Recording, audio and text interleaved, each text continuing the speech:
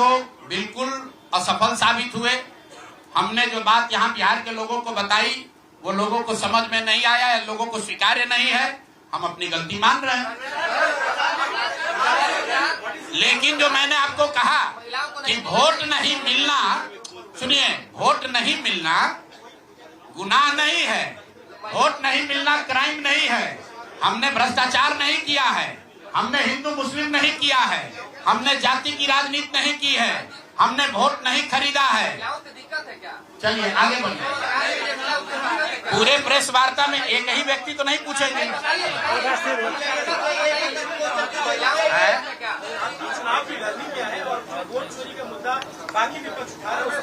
मैं वोट चोरी के मुद्दे पर हम लोग का स्टांस जो है वो बिल्कुल क्लियर है पहले दिन से।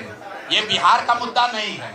जो चुनाव की पूरी प्रक्रिया है उसमें वोटर लिस्ट बनने से लेकर आचार संहिता के अनुपालन का, वोटिंग के दिन के, जैसे यहाँ पर आप जीविका की दीदियों को बाकायदा आपने मोबिलाइजर बनाकर सरकारी व्यवस्था के तहत बूथ में बैठाया है।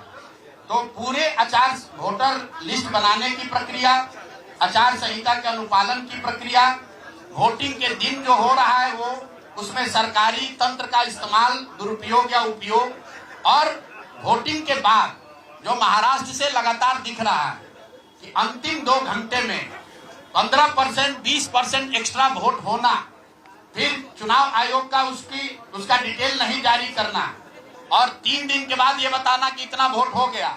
ये बड़े मुद्दे हैं। हम लोग बहुत छोटी पार्टी हैं, हम लोग को तो इतना नहीं ताकत है।